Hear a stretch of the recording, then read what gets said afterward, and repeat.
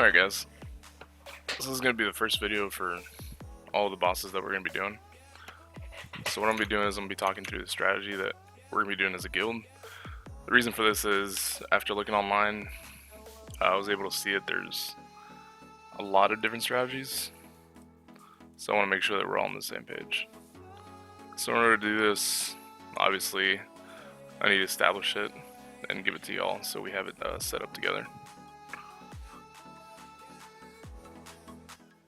So first boss we're going to be doing is Nythendra. It's a pretty straightforward boss, first boss as you enter the instance that you end up seeing. So what I'm going to do is I'm going to go over the phases. I'm going to talk about the overlaying strategy. So the first thing we're going to be doing is coming into the instance, and you'll see the dragon right here. So what we're going to want to do is we're going to set up the raid on the outsides of the room. We're actually going to have the raid start out in this position here. This is going to be number 1, 2, 3, 4.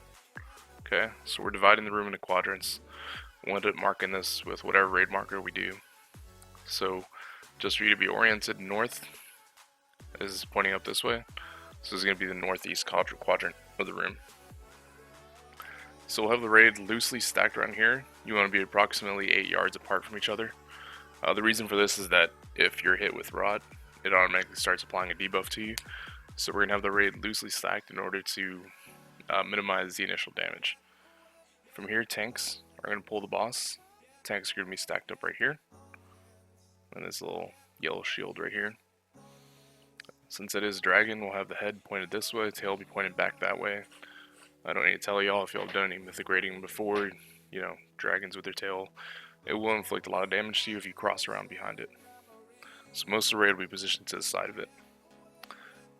Now this boss is a 2-phase boss. First phase lasts until energy is consumed, which takes 2 breaths.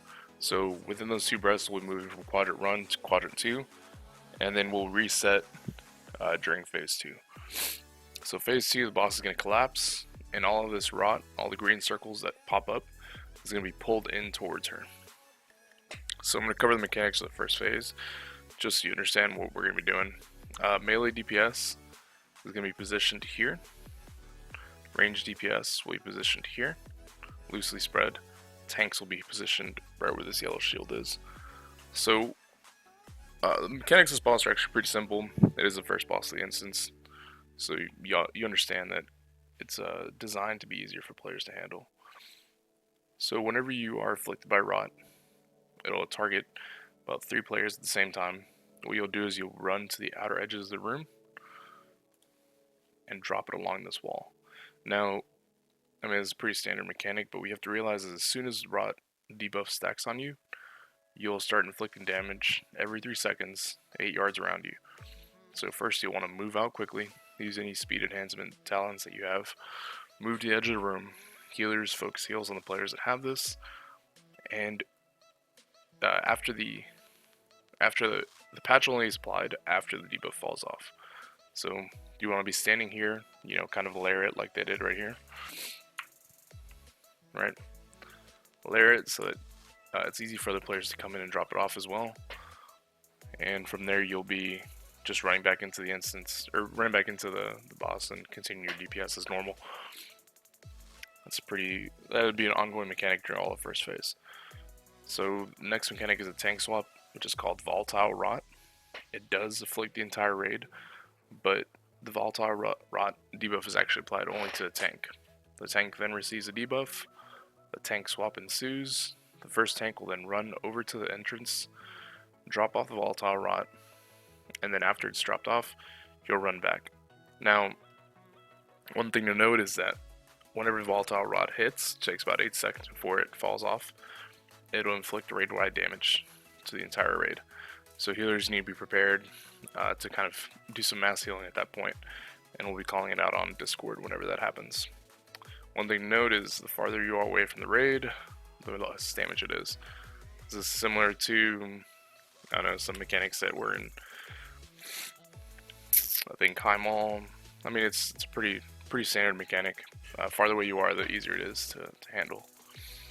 So the next thing that happens is infested breaths. Now this is the big breath that's indicated by this green cone. Now this is pretty standard. What it is, dragon will turn, targeting a random raid member, and from there it'll breathe onto that raid member, and in that breath, it's a 3-second cast. It'll create these green pools around behind it, wherever the breath hits, and you basically just need to move. So I know DVM probably won't be working at the beginning of the raid, or it may not be accurate all the time, but it is a 3-second cast time. If you're targeting the boss, as you should be, you should see it being cast. We'll also call it out on Discord. At that time, after you see it starting to cast, the entire raid will shift and move into Quadrant 2. Okay? So at that point, I mean, you can continue DPSing if you have ways to do it on the move, but your priority is to get out. The reason for this is that you'll get a stack of infested, this heroic mechanic right here, and it'll just continue causing damage to you as you move throughout the fight. So what we're going to do is just pick up and run. That way it'll minimize damage, less healing output that the healers need to do, and it shouldn't be hard for you to be able to blink away or, you know, sprint away, whatever you need to do to get out of the breath. The cone isn't huge either, but at this point, by the time the breath happens, this entire zone will be filled up with rot, so you'll just want to move anyway. So after that, we'll move from first quadrant to second quadrant.